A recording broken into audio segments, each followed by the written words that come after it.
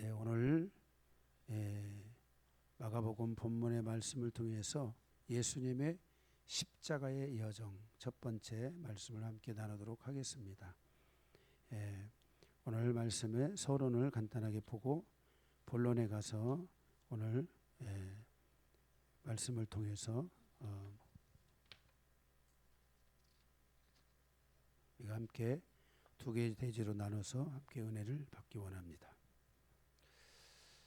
먼저 서론을 봅니다. 예수님의 3년 반의 공생애가 마무리되는 시점에 와 있습니다. 오늘은 그 당시의 시간적인 관점에서 보면 예수님이 십자가에 죽으시기는 바로 금요일, 그 금요일에 밤이 되셔서 예수님이 십자가에 목요일 밤 그리고 금요일 새벽 이 시간 되겠죠.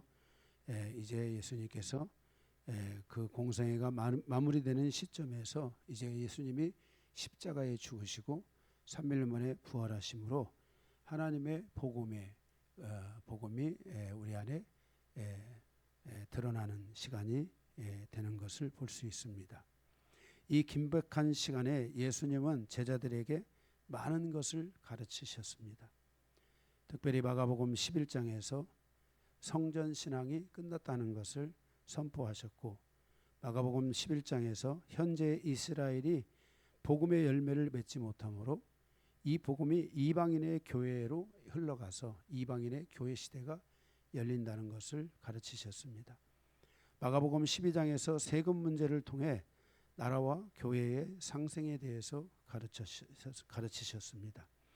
마가복음 12장을 통해서 종교 지도자들, 특히 종교의 영에 사로잡혀 있는 자칭 영적 지도자들을 조심하라고 예수님이 가르치시고 있는 것을 보게 됩니다.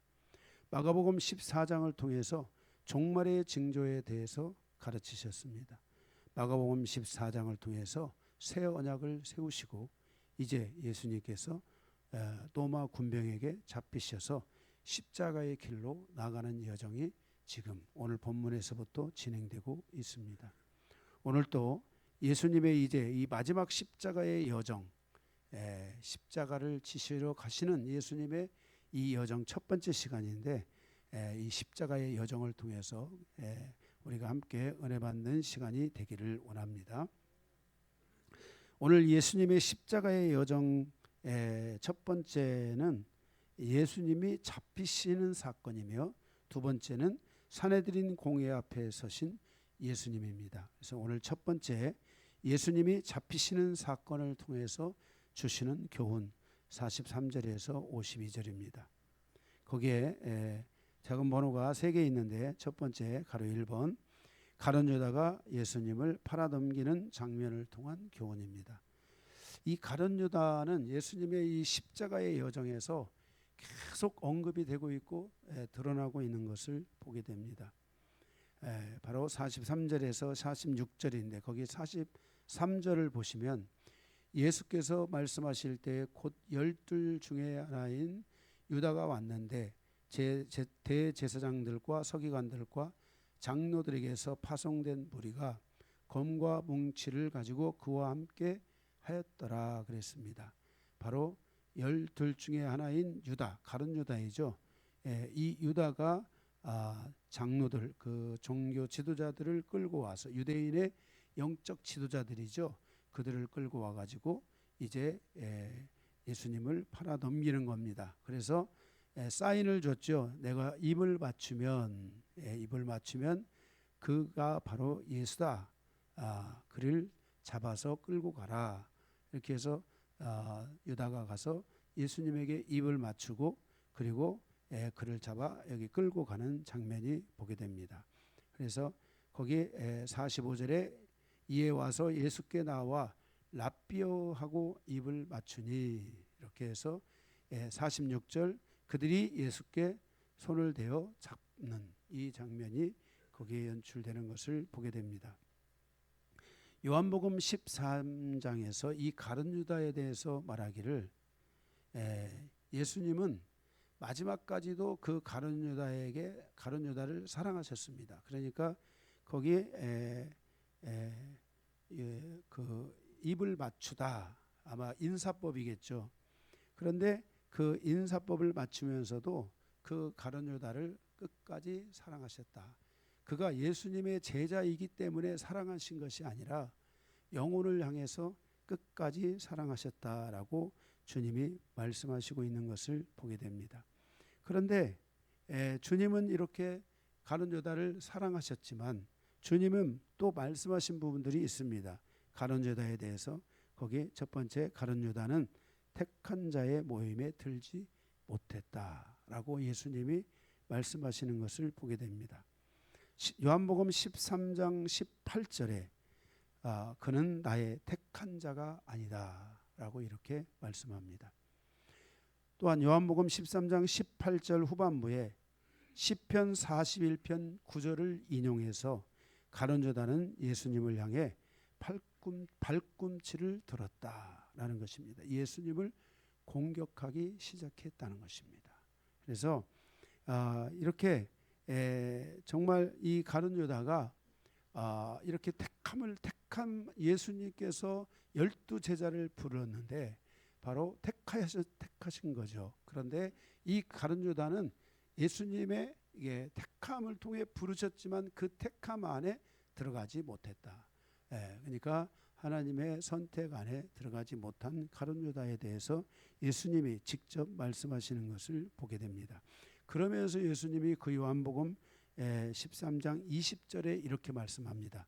내가 진실로 진실로 너희에게 이르노니 내가 보낸 자를 영접하는 자는 나를 영접하는 것이요 나를 영접하는 자는 나를 보내신 이를 영접하는 것이니라. 이렇게 말씀하고 있습니다. 그러니까 이 가룟 유다는 이 말씀에 의해서 가룟 유다는 하나님을 믿지 못하고 영접하지 못했다는 것입니다. 우리가 신앙생활을 하는 과정에 한 사람의 영혼을 신앙 안에 세워간다는 게 굉장히 중요합니다. 여러분들도 여러분 옆에 지금 다 우리가 이 중요하게 지금 이 자리를 배치해 가지고 있는데 제가 이 자리 배치에 대해서 항상 더 어떻게 해야 되나 이런 마음을 거의 매주 갖고 있어요. 그런데 여러분들의 옆에 예배를 드리는 사람이 있는데 나만 예배 드리면 된다. 여러분들이 그렇게 생각하면 안 됩니다. 제자를 삼아야 됩니다. 그래서 여러분들이 옆에 있는 사람들이 제자란을 삼는다는 것은 성경 공부를 한다는 게 아닙니다. 이 사람이 하나님에 대한 믿음을 가질 수 있도록 도와줘야 됩니다. 그래서 옆에 있는 사람들이 예배를 잘 못 드린다면은 싸워야 됩니다. 예배를 드리도록 하게 해줘야 되고 예배를 드리도록 가르쳐야 되고 우리가 지금 요즘 보면 잘못된 가르침들이 우리 지금 이 대한민국에 많이 존재합니다. 양날의 검과 같은 그 검 안에서 사람들을 굉장히 미혹시키고 있고 자기들이 가지고 있는 그런 프레임 안에서 사람들을 미혹시켜서 사람들이 지금 정신이 하나도 없습니다. 그러니까 교육이 없는 겁니다. 가르침이 없는 거예요. 여러분들이 이걸 바르게 잘 가르쳐 줘야 돼요. 몰라서 못한다라고 믿어야 돼요.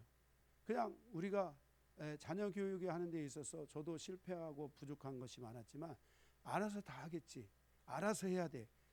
뭘 개뿔로 알아서 뭘 합니까? 못합니다. 가르쳐야 됩니다. 잘 가르쳐야 됩니다. 끝까지 가르쳐야 돼요. 깨달을 수 있을 때까지 할 수 있을 때까지 잘 가르쳐야 됩니다. 그래서 이런 것을 우리가 가르치는 이런 것들을 절대로 소홀히 하면 안 됩니다. 그래서 저도 제가 이만큼의 믿음을 가지고 목회자가 되고 이 길을 걸어오기까지 저의 첫 출발점에서 보면은 저를 정말 가르치려고 하는 분들이 있었습니다. 통행금지가 있는데 말씀을 공부하러 성경을 공부하러 오라는 거예요. 얼마나 그게 저한테 모순입니까? 그죠? 통행금지가 있는데 지금 부모님 제가 한두 번 걸린 게 아니라 제가 그 성경 공부를 끝나고 가면은 부모님이 문을 잠궈 놓습니다. 제가 집에 들어갈 수가 없어요. 그래 제가 얘기를 했죠. 이렇게 가는데 문을 잠궈 놓으니까 이거 시간을 어떻게 좀 해서 해달라 그랬더니 자기 시간이 그 시간밖에 안 되니까 오라는 거예요. 이칠 노릇입니다. 그런데 안 나가면은 계속 오래요. 그래서 귀찮아서 나간 것이 제가 이렇게 믿음을 갖게 됐고 이렇게 하나님 앞에서 서서 목회자까지 된 거거든요. 그러니까 우리가 끝까지 책임을 지고 이 한 사람을 제자로 삼기까지 정말 여러분들이 여러분의 자녀를 가르치듯이 영혼을 가르쳐야 됩니다. 여러분의 자녀들을 어떻게 합니까? 제가 여러분들이 자녀들을 가르치는 걸 이렇게 대충 보면은요, 거의 눈에 불을 켜요. 근데 여러분들이 영혼을 향한 마음이 이렇게 그 영혼을 향한 마음이 이 눈에 이 불이 들어와야 돼요. 그들을 향해서 그들을 세우고자 하는, 정말 지금 아까도 우리 김홍찬 이사님이 얘기했지만 지금 이 세상이 얼마나 어두워지고 있고 종말의 시간을 향해서 가고 있다는 것을 여러분들이 인지하고 깨달으셔야 됩니다. 지금 설마 지금 이 세상에 정말 종말이야? 종말이 정말 올까? 종말이 온다라고 하는 것에 대해서 가르쳐 줘야 돼요. 종말이 어떻게 오고 있는가를 가르쳐 줘야 돼요. 예수님이 말씀하셨잖아요. 예? 지금까지 예수님께서 말씀하신 것은 이루어지지 않은 것이 하나도 없습니다. 예? 그런데 이렇게 저도 계속해서 여러분들에게 말씀을 하는데 중간에 있는 분들이 이 말씀을 더 뿌리에까지 그 나무가 살 수 있도록 뿌리에까지 그들에게 이 말씀에 대한 사명을 가지고 가르쳐야 됩니다. 그렇지 않으면은 이 뿌리가 죽어갑니다. 뿌리가 죽으면 나무가 죽죠. 그렇죠? 그래서 정말 여러분들이 이렇게 가르치는 부분들을 잘 해야 됩니다. 그러니까 이 가룟 유다는 정말 열심히 나름대로 가르쳤는데도 불구하고 하나님을 믿지 못한 거예요. 그러니까 하나님을 믿지 못하니까 하나님을 마음에 영접하지 않은 거죠. 하나님을 마음에 영접하지 않은 것은 예수님을 영접하지 않은 것이라고 예수님께서 이 가룟 유다를 빗대어서 이 지금 말씀을 우리에게 주고 있는 것입니다. 그러니까 가룟 유다가 하나님을 믿지 않음으로 그가 가룟 유다가 얼마나 신앙생활을 해왔겠어요. 그죠? 이 가룟 유다가 나름대로 이렇게 그런 삶을 살아왔겠지만은 하나님을 믿지 아니함으로 하나님을 마음에 영접하지 못하니까 하나님이 보내신 예수님을 영접하지 못하는 거예요. 마찬가지예요. 여러분들이 주의 종을 여러분들이 영접을 한다는 것은 하나님을 마음에 예수님을 마음에 영접했기 때문에 주의 종을 영접하는 거예요. 아멘. 그래서 여러분들이 또 그럼으로 말미암아서 하나님을 마음에 예수님을 영접하는 사람들, 십자가의 이 복음을 믿는 사람들은 주의 종을 또 영접하겠죠. 가르침을 따라가겠죠. 그죠? 바로 이 질서를 예수님이 말씀을 하고 있는 거예요. 그러니까 가룟 유다가 지금 가지고 있는 큰 문제점 중에 하나는 뭐냐면 하나님을 마음에 영접하지 않았기 때문에 하나님이 보내신 예수님을 마음에 영접하지 않았다는 거예요. 오늘 여러분들이 하나님을 여러분들이 잘 믿는 사람들은 저를 마음에 영접할 거예요. 저의 가르침을 따르고 저를 통해 인도함을 따라가고 저를 또 여러분들에게 하나님이 여러분에게 저를 통해서 주시는 말씀을 여러분들이 순종하고 이렇게 갈 거예요. 그런데 여러분들이 저가 계속 얘기를 하는데도 제가 여러분들에게 얘기하는 거 어떤 분에게는 제가 한 이야기를 일주일에 한 번만 만난다고 생각해 보세요. 그러면은 그 이야기를 몇 번을 했겠어요. 그게 10년 지금 우리 예를 들어서 세월이 이렇게 가고 있다면은 그렇죠. 이거 얼마나 많은 말을 하는 거예요. 아주 우리가 이게 하나님 앞에서 이 강박한 마음을 가지면 안 돼요. 부드러운 마음을 가져야 돼요. 그렇게 해서 여러분들이 예수님을 영접하지 않고 있기 때문에 말은 예수님을 영접한다고 할지 모르겠어요. 영접하지 않기 때문에 주의 종의 가르침을 영접하지 않는 거예요. 이거는 우리에게 심각한 과정을 가져오고 예수님이 가룟 유다를 향해서 말씀하고 있는 것이 뭐냐면은 너는 나의 택한 자가 아니다. 너는 나의 택함을 받지 못했다. 택한 자의 모임 안에 오지 못했다라고 주님께서 아주 이 부분을 직접적으로 요한복음을 통해서 사도 요한을 통해서 이것을 말씀을 하고 있는 거예요. 사도 요한은 맨 막내잖아요. 그죠? 이게 다 보고 왔는데 마지막까지 보니까 정말 예수님을 영접하지 않고 있는 것을 다른 사람은 몰라도 사도 요한은 알고 있었던 것이에요. 그래서 그거를 요한복음을 통해서 기록하고 있다는 거예요. 또한 둘째로는 요한복음 17장 12절에 예수님의 기도 가운데 있는 말씀을 인용해서 말하기를 이 가룟 유다는 멸망의 자식이라고 말씀하고 있어요. 요한복음 17장 12절에 멸망의 자식이다. 가룟 유다는 뭐라고요? 멸망의 자식이다 라고 이렇게 말씀하고 있어요. 이것을 성경을 응하게 한 것이다 라고 말씀을 하고 있는 것이에요. 데살로니가후서 2장 3절에 멸망의 자식에 대해서 사도 바울이 말씀하고 있어요. 그 멸망의 자식 그들은 어떤 사람들이냐? 진리를 저버리는 자들이다. 진리의 말씀을 믿지 않고 진리의 말씀을 대적한다. 여러분들 진리의 말씀을 대적하지는 않잖아요.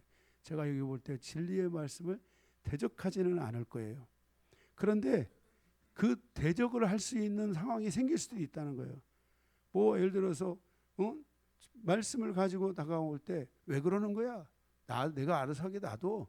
이렇게 말한다는 것은 하나님의 말씀이 내 안에 마음에 와서 순종해야 되잖아요. 그렇죠? 말씀을 던져주면은 순종을 해야 되는데 순종하지 못하고 있다는 것은 그 말씀을 대적하는 거예요. 근데 멸망의 아들들, 멸망의 자식들의 특징이 말씀을 대적하는 거예요. 그래서 말씀에서 벗어나는 거죠. 하나님이 우리를 예수 그리스도의 십자가의 죽으심과 부활과 그리고 우리를 위해서 다시 오시겠다고 하신 이 하나님의 복음의 약속을 통해서 우리를 구원해 주셨잖아요.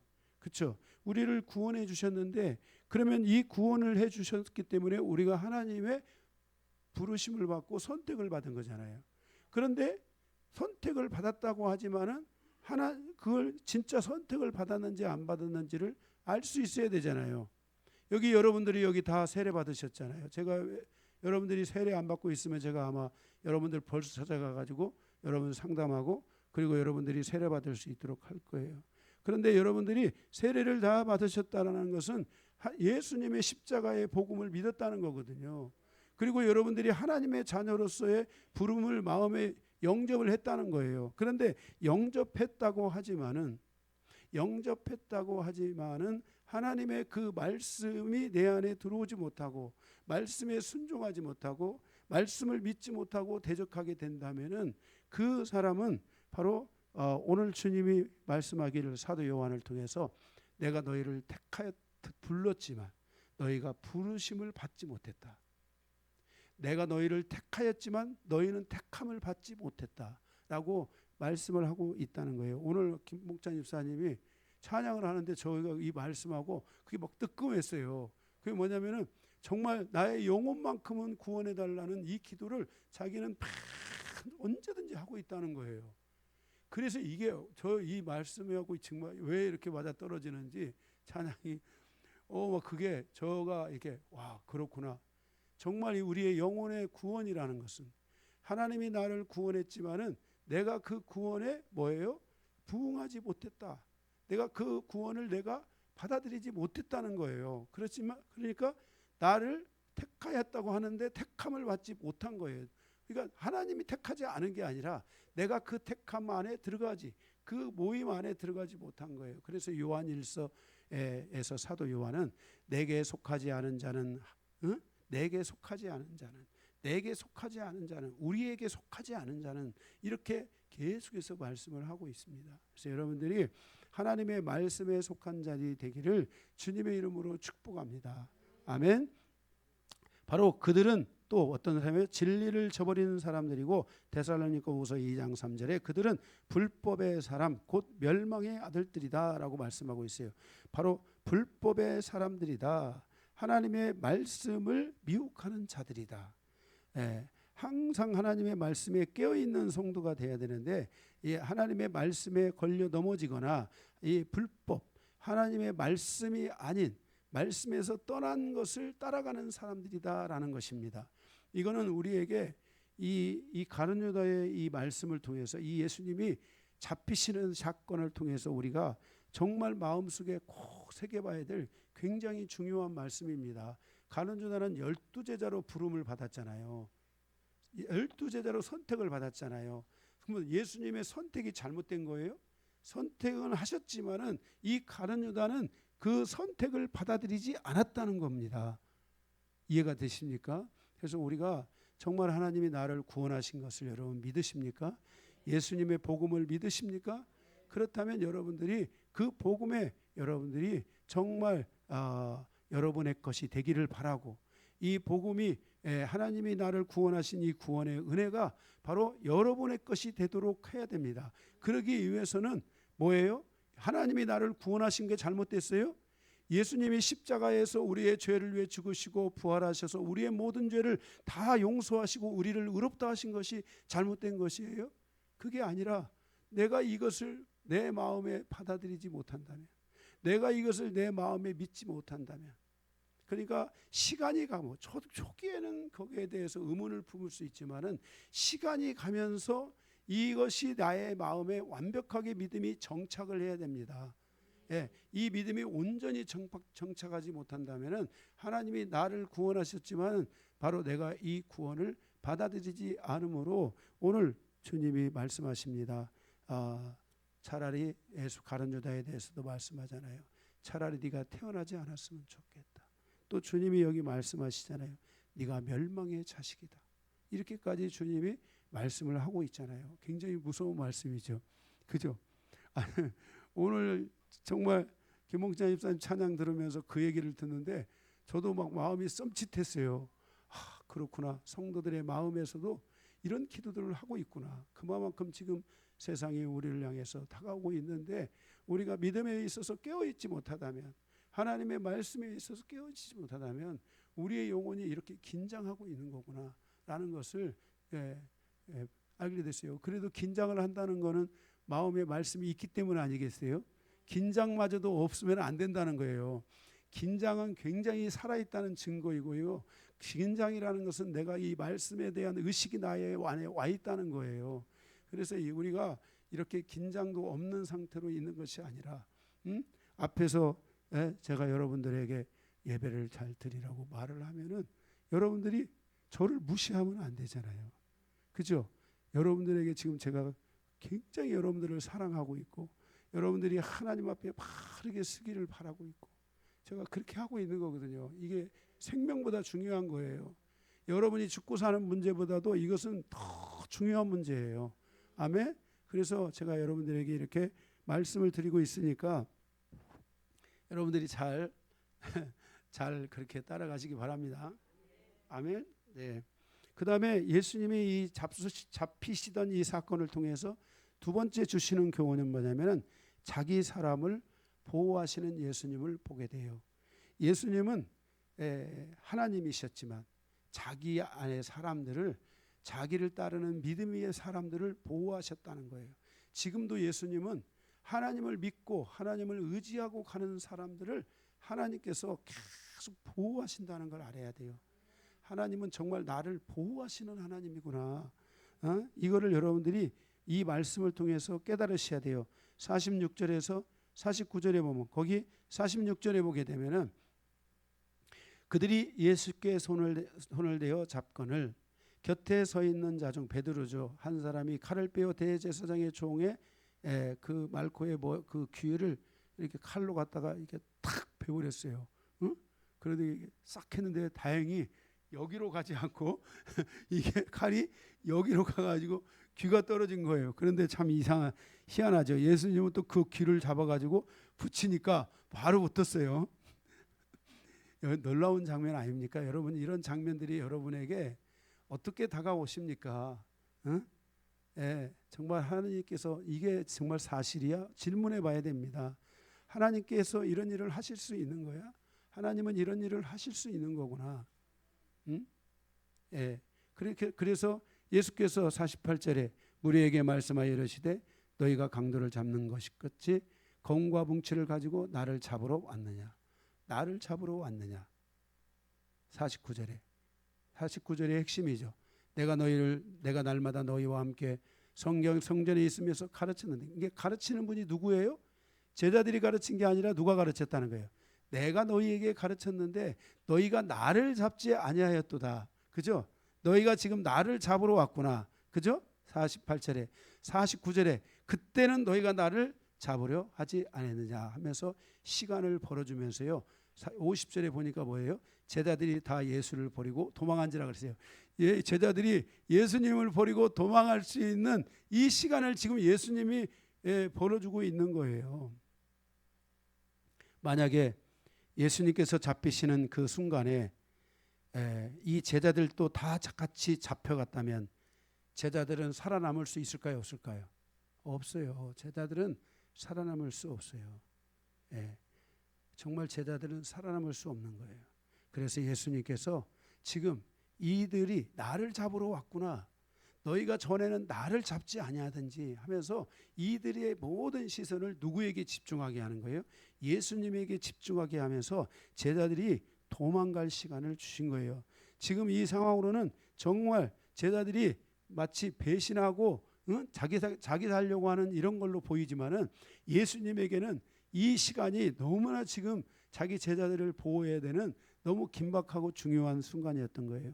요한복음 17장에서 예수님은 십자가에 잡히시기 전에 아버지께 기도합니다.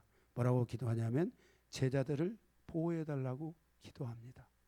내가 지금 이제 십자가를 향해서 가는데 하나님 이 제자들을 죽이지 마시고 이 제자들을 다 보호해 주십시오.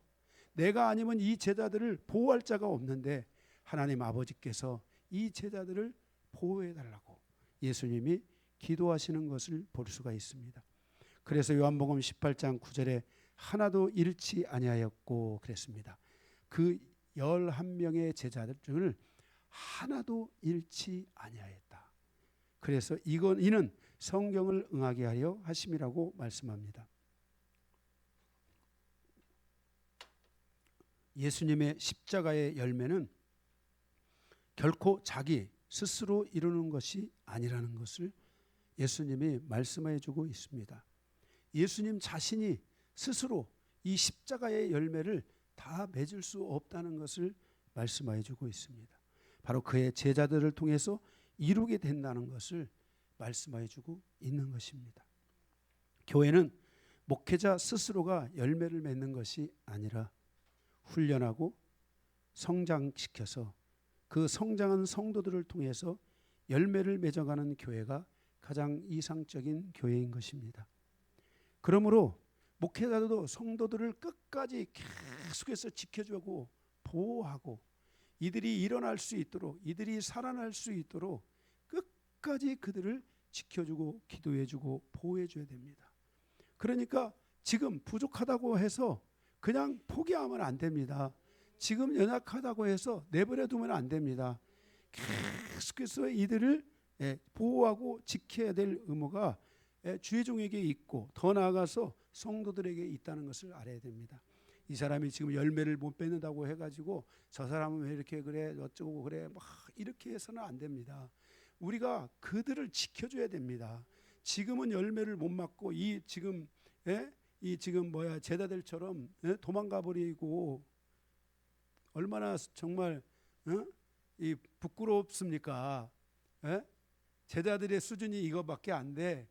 예수님하고 같이 죽겠다고 해놓고는 도망가 버립니다. 거기 한 청년이 누군지는 모르지만 아마 예수님의 제자 중에 하나 같아요. 그래서 지금 여기다가 이름을 정확하게 말하고 청년이라고 했는데 이 청년은 자기가 지금 급하게 지금 뭔가 이 가운을 걸치고 왔는데 급하니까 막 잡으니까 이게 옷을 다 내팽개치고 지금 막 팬티도 안 입고 지금 도망가는 거예요.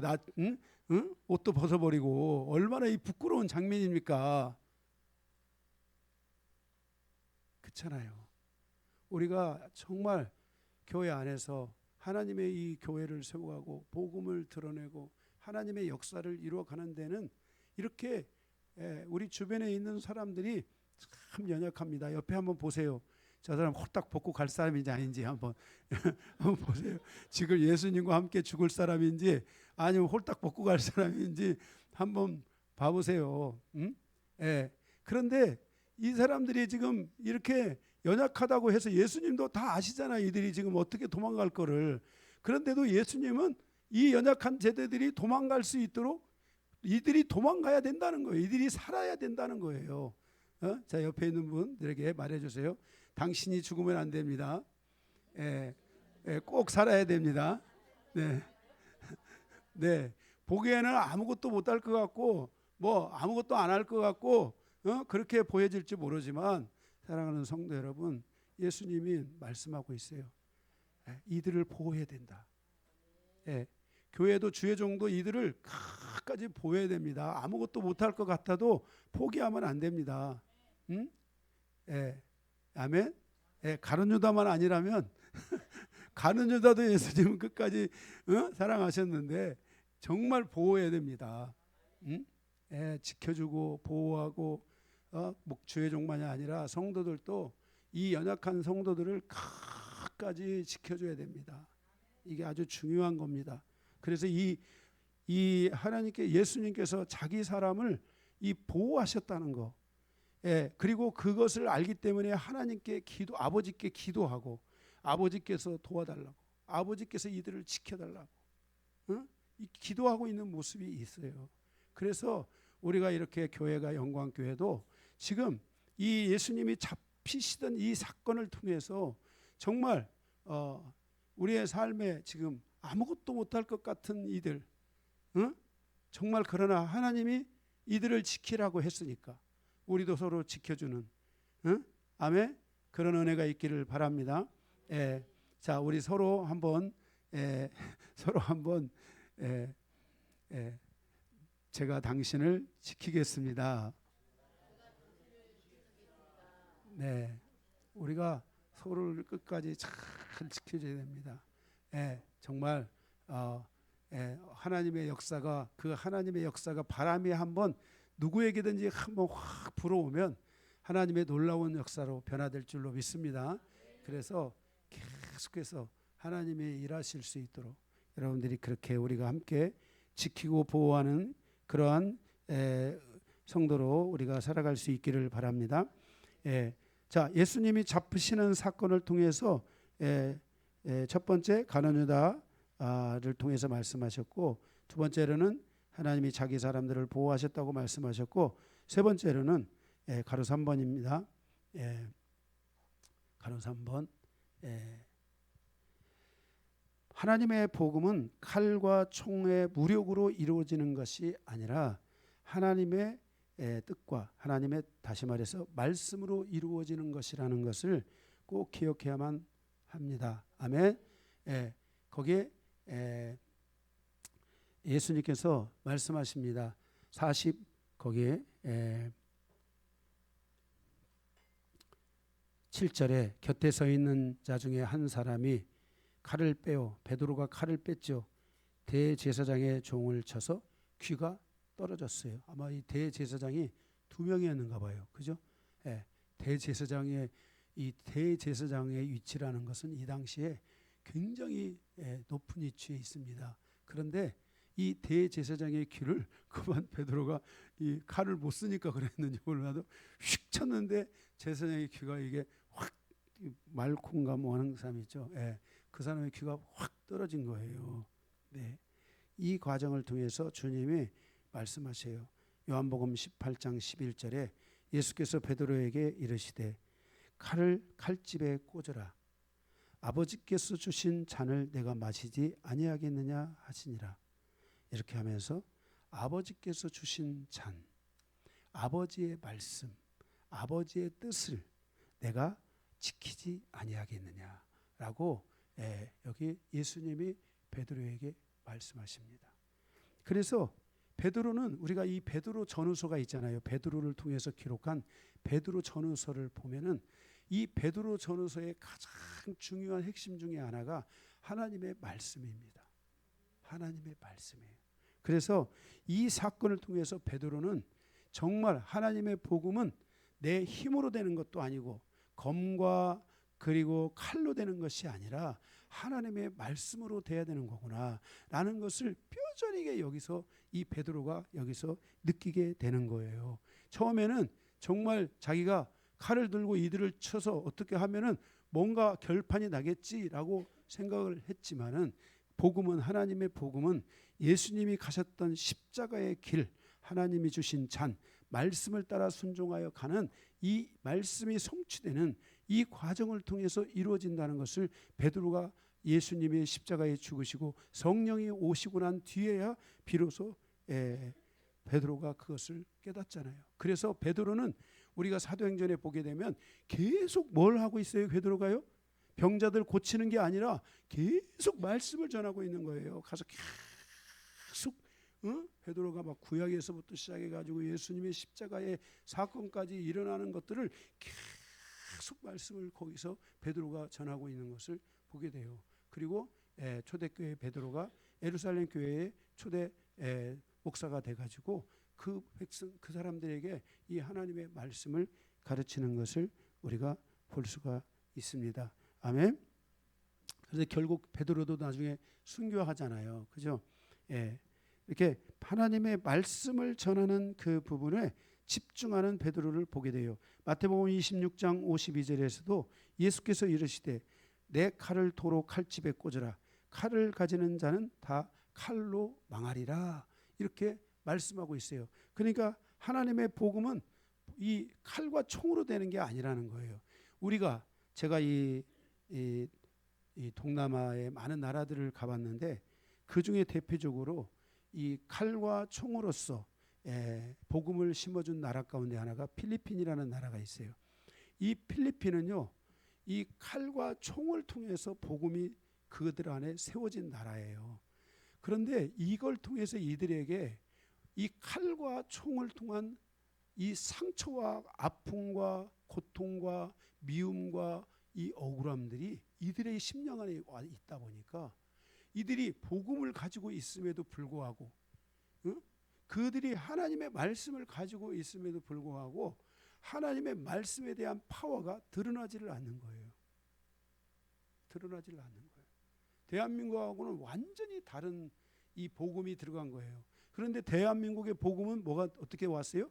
칼과 총으로 온 것이 아니라 하나님의 말씀과 이 말씀에 대한 순교의 역사로 왔잖아요. 그래서 대한민국처럼 많은 선교사님들이 와서 순교를 당한 나라가 많지 않아요.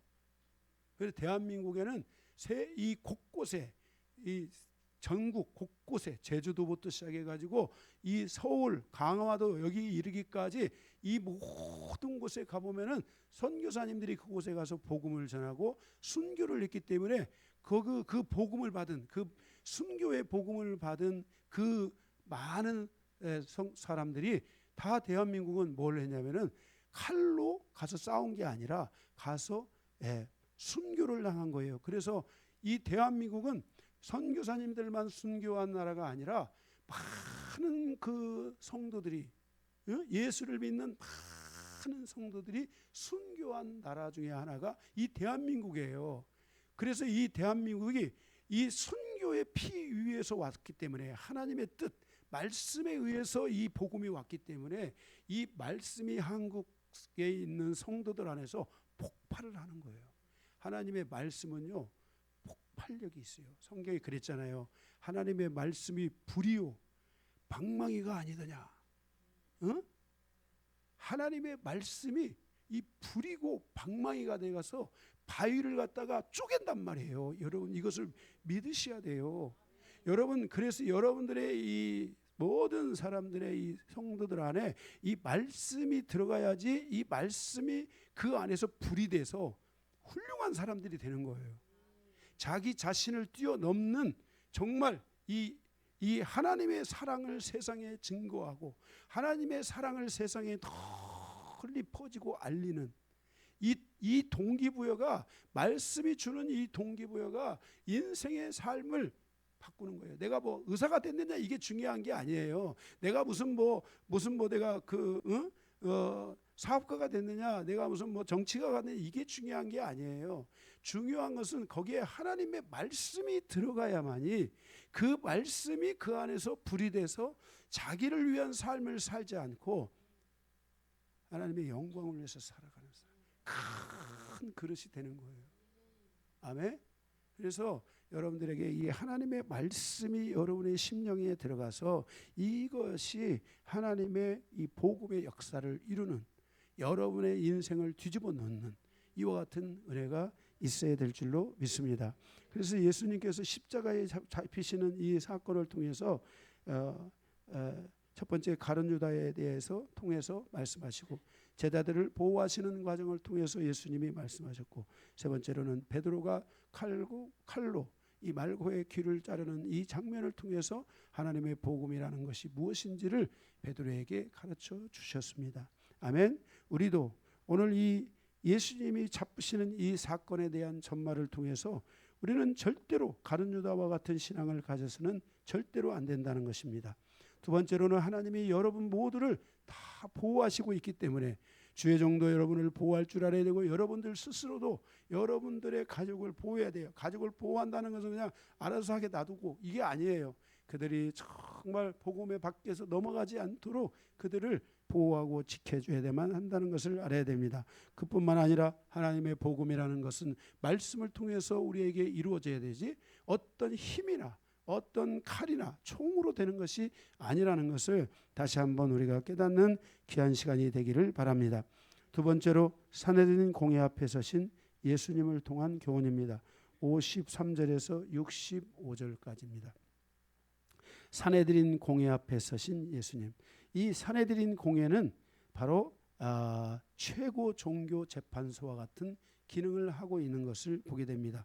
바울도 이 산헤드린 공회에 2번 갔다가 2번 다 죽을 뻔했죠. 그죠?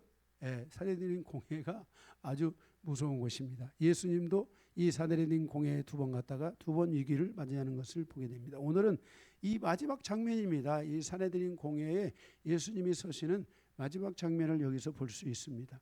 바로 이 산헤드린 공회의 대제사장은 거기에 의장입니다. 의장. 그리고 거기에 이 산헤드린 공회 의원들이 있는데 제사장 24명, 서기관 22명, 장로 24명으로 구성되어 있습니다. 그래서 전부 70명으로 구성되어 있는 산헤드린 공회입니다. 그래서 서기관은 평신도 계열의 중산층이고, 제사장과 장로들은 귀족층에 있는 사람들입니다. 이 의회는 주후 400년에 완전히 해체되는 것을 보게 됩니다. 이게 언제 완전히 해체되는 거예요?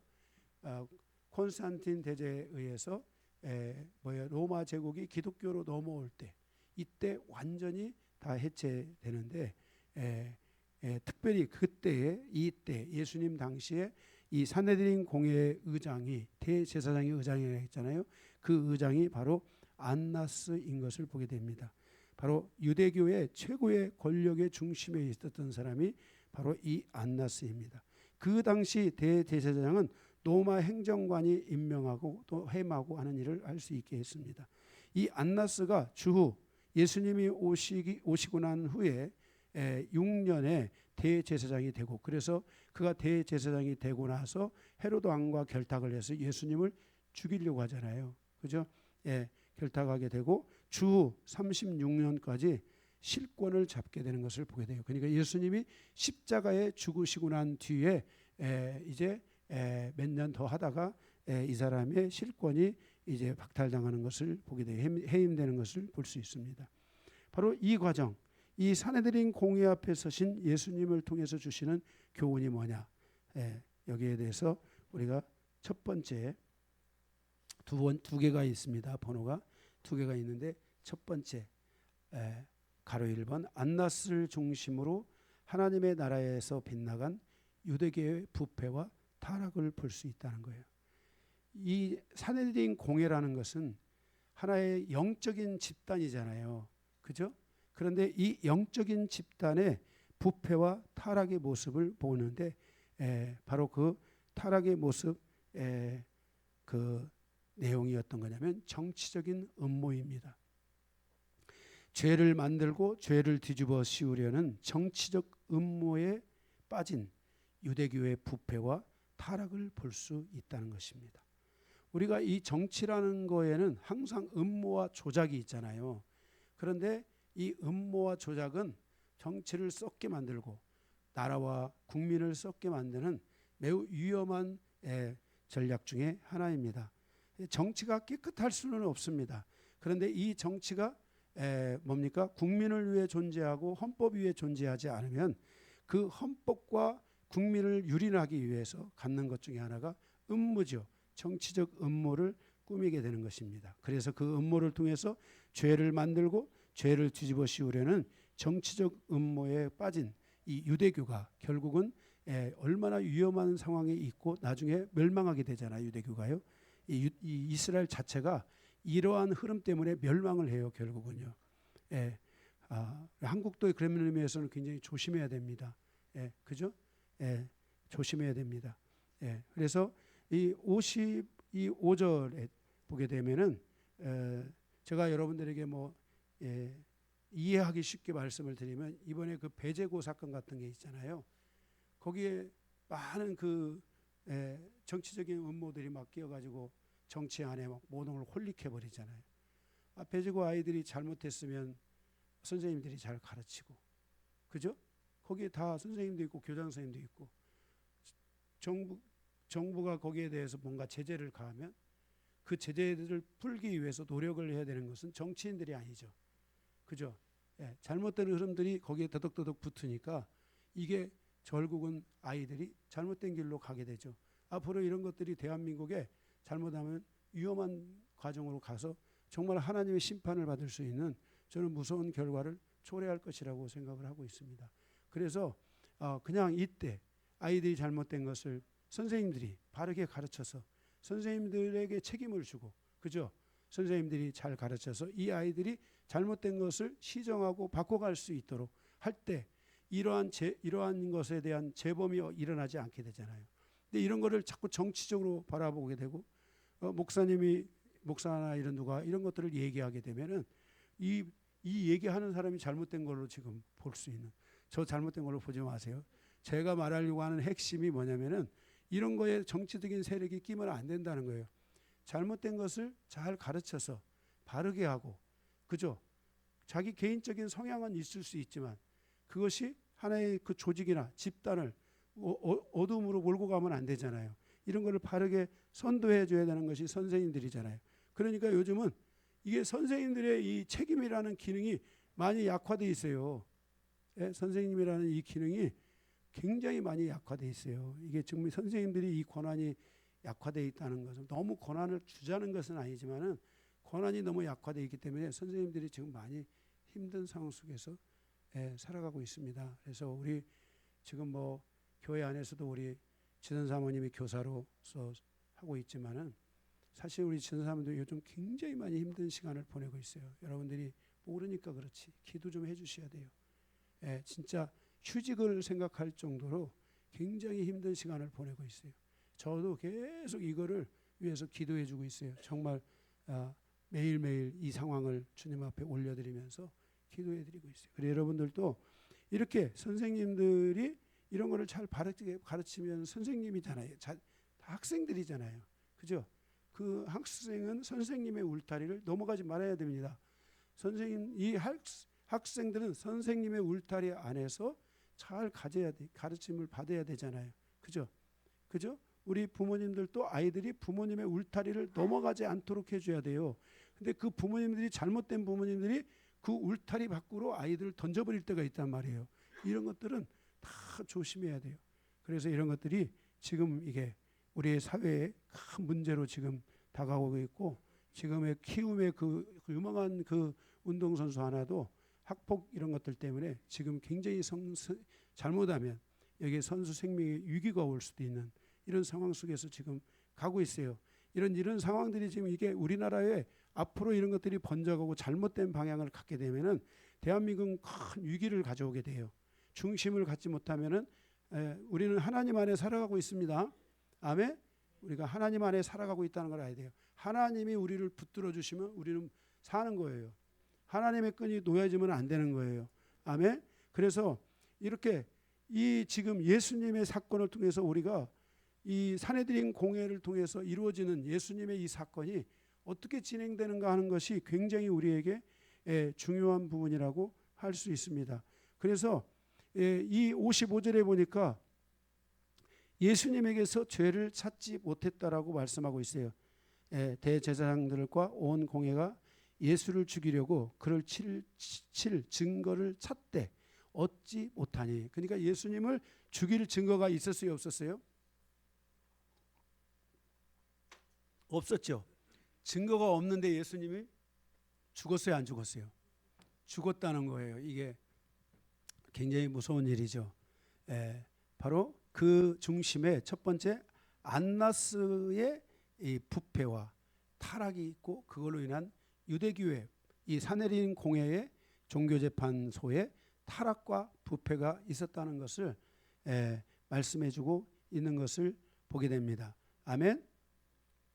그래서 여기 이스라엘의 이 제사장의 타락은 사실은 어제 오늘의 일이 아닙니다. 어쩌면 전 이스라엘의 사역에서 언제든지 찾아볼 수 있었던 일입니다.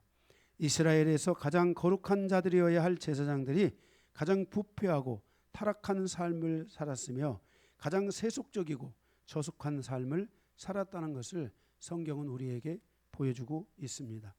제사장의 타락은 국가적인 타락이며 민족적인 타락을 가져오게 된다는 것을 이스라엘을 통해 보여주게 되는 것입니다.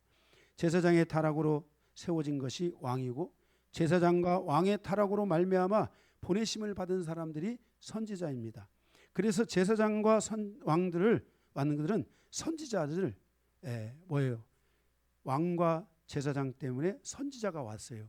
그래서 선지자가 와서 왕과 제사장에게 회개하라고, 백성들에게 회개하라고 말을 하니까 이 왕과 제사장들의 뭐예요? 이들이 움직여가지고 누구를 죽이냐면 선지자와 의인들을 죽이는 것을 예수님이 말씀하시고 있습니다. 바로 이러한 타락과 제약된 삶의 연속성이 계속해서 고발되어지고 있는데, 이 고발되어지는 대표적인 비유가 마가복음 12장, 우리가 들었죠. 포도원의 비유가 바로 이 비유인 것입니다. 이 비유를 통해서 예수님이 이들을 지적하고 있는 것입니다. 왕과 제사장들 그리고 서기관과 장로들까지 합세하여 사내들인 공회를 만들고 거기서 같은 방식으로 예수를 죽이기로 공모하고 있는 것을 우리가 볼 수 있다는 것입니다.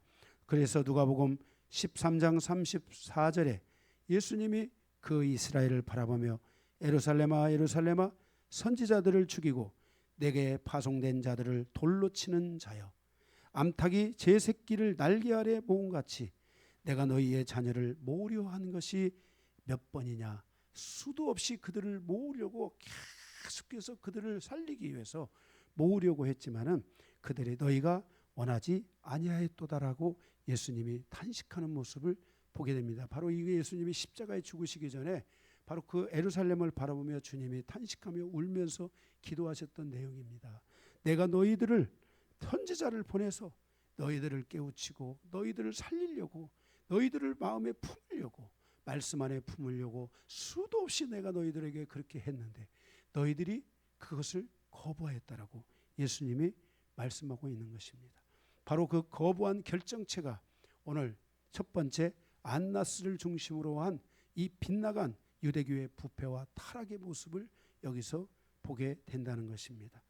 그리고 거기에는 바로 이 정치적인 음모가 도사리고 있는 것을 우리가 볼 수 있게 되는 것입니다. 두 번째, 종교 지도자들의 타락과 부패와 타락이 만든 영적인 악들을 보겠습니다. 이것은 음모의 차원을 또 뛰어넘어서 이제 조작이 되는 겁니다. 이런 정치적 조작이 이루어지는 것을 보게 됩니다. 56절에서 65절입니다. 거기 56절, 이는 예수를 쳐서 거짓 증언을 하는 자가 많으나 그 증언이 서로 일치하지 못함이라. 57절에 어떤 이들이 일어나 예수를 쳐서 거짓 증언하여 이르되 우리가 이 말을 들으니 손으로 지은 이 성전을 내가 헐고 손으로 짓지 아니한 다른 성전을 사흘 동안에 지으리라 하더라 하되 그랬습니다. 여기 사단이 합법적으로 많은 사람들의 양심의 불화살을 쏘게 하고 결국 이들이 화인을 맞아서 이들이 다 무엇을 하냐면은 조작을 해가지고 거짓 증언을 하는 거죠. 예수님을 죽이기 위해서 뭘 하고 있어요? 거짓 증인을 하고 있다는 것입니다. 자기들만 지옥 가는 것이 아니라 많은 사람들을 지옥 백성으로 만들어가고 있다는 것을 예수님이 책망하셨습니다.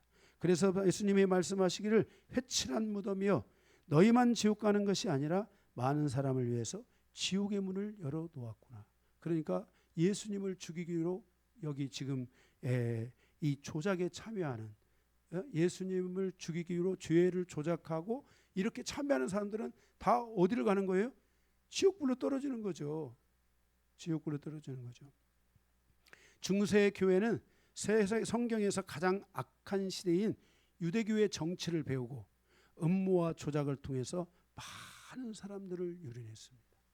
그래서 거기에 보면은 종교 재판이 있게 되고 그리고 그 종교 재판에 그러니까 이 산헤드린 공회가 AD 400년에 문을 닫잖아요. 근데 문을 닫음으로 끝난 것이 아니라 그것을 그대로 가지고 가서 중세 시대에 종교 재판들이 이루어지는 거예요. 그래서 여러분들이 이 중세 시대의 종교 재판을 여러분들이 다 마녀 사냥 다 할 수 있지 않습니까? 자기들에게 맞지 않으면 거기에 이 뭐예요? 음모하고 조작해가지고 거기에 사람들을 죽이는, 그리고 그들의 재산을 몰수하고 뺏어가는 이런 일들이 중세 기독교 1000년의 역사를 통해서 바로 이루어지게 됩니다. 그래서 우리는 이때 이 역사를 바로 암흑시대다. 제발 좀 망해라. 이 시대가 제발 망해라. 사람들로부터, 시민들로부터 그 시대가 옹호받지 못하고 그 시대가 멸망으로 가기를 바랬던 시대가 바로 그 시대인 것입니다. 그 멸망의 끝에, 그들이 그 멸망을 고대하고 있는 그 끝에 바로 무슬림들이 등장해서 바로 오스만 제국이 세워지게 되고 그들을 다 무너뜨리고 오스만 제국이 뭐예요? 모든 기독교의 문화가, 나라가 다 오스만 제국으로 넘어가는, 원래 이 오스만 제국, 이 무슬림이라는 이 사람들은 원래 세력이 많던 사람들이 아닙니다. 이게 뭡니까? 베두인이라고 그러죠. 이 까만 두건 쓰고 다니는 이런 사람들을 원래 무슬림이라고 해가지고 이 베두인이라고 불렸던 사람들이거든요. 이 사람들은 얼마 안 되는 사람들이에요. 그런데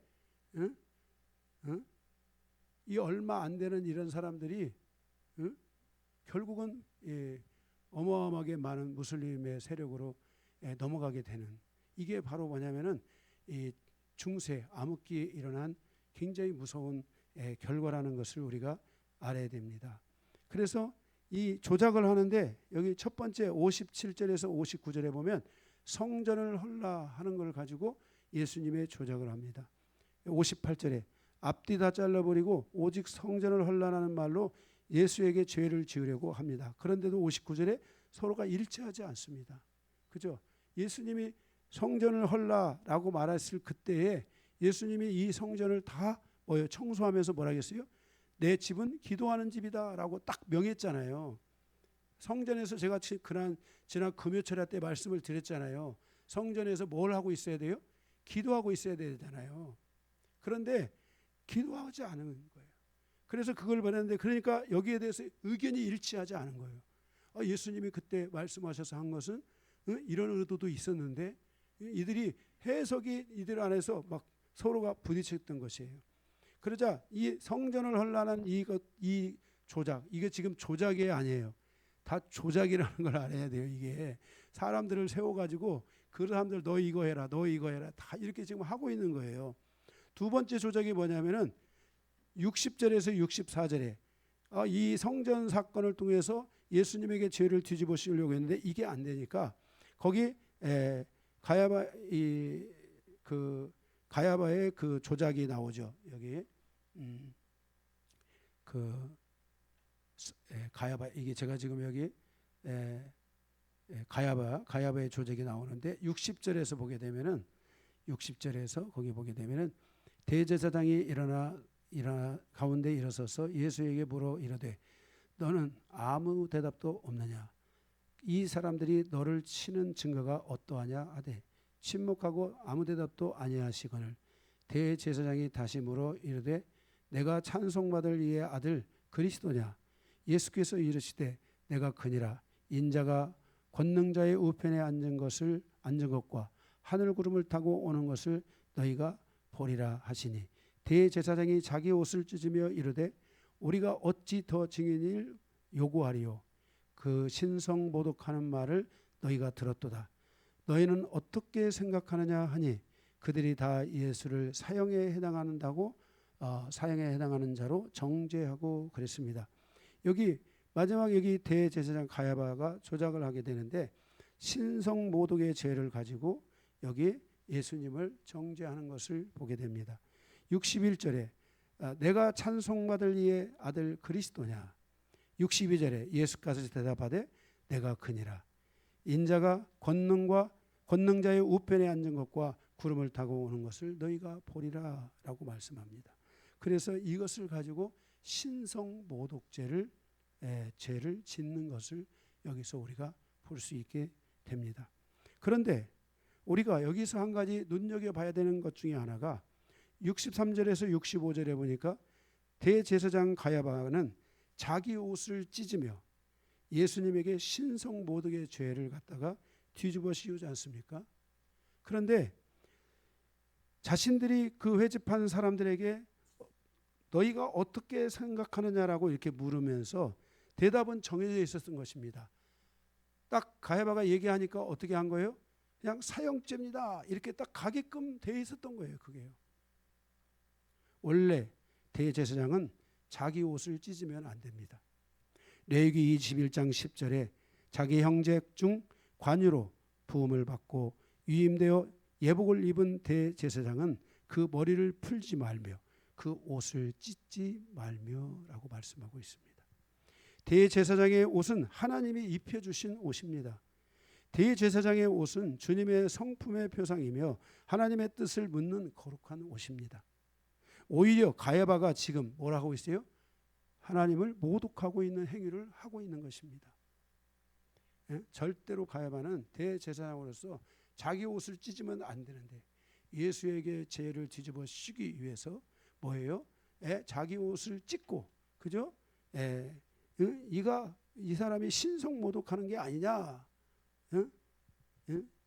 너희는 어떻게 생각하느냐? 이렇게 묻잖아요. 그러니까 뭐라고 했어요? 바로 숨도 안 쉬고 사형에 해당합니다 하고 탁 신성 모독죄로 사형에 해당하는데, 그럼 여기서 대제사장도 어떻게 해야 돼요? 같이 지금 하나님을 모독한 모독죄로 이 대제사장의 권위를 가질 수가, 인정할 수가 있어요, 없어요? 옷을 찢는 순간에 이게 인정이 안 되는 거거든요. 그런데 이들은 이렇게 철저하게 예수님을 죽이기 위해서 그 예수님에게 신성 모독죄라는 이 조작된 이 죄를 씌우게 되는 것을 보게 됩니다. 조작 3번 65절입니다. 어떤 사람은 그에게 침을 뱉으며 그의 얼굴을 가리고 주먹으로 치며 이르되 선지자 노릇을 하라 하고 하인들은 솥바닥으로 치더라 그랬습니다. 낙인과 저주와 모욕입니다. 여러분, 신성 모독죄를 통해서 사형에 해당하는 죄를 지우잖아요. 그리고 그 사형에 해당하는 죄를 위해서 가야바의 마지막 조력은 이 순간을 기다렸습니다. 예수님을 부끄럽게 만들고 예수님을 악의 마지막 축으로 삼기 위해서 그 예수님을 낙인하고 저주하고 모욕하는 이 일을 여기서 하고 있는 것을 보게 됩니다. 이런 것들이 바로 이 당시에 이 오늘날 우리가 이 정치권 안에서나 세상에서 이루어지고 있는 일들이 지금 이때 똑같이 이루어지는데, 이게 이때 이루어진 이 사건을 그대로 요즘 우리가 살아가고 있는 이 시대가 그대로 가져다가 이렇게 하고 있다는 것을 우리에게 보여주고 있는 것입니다.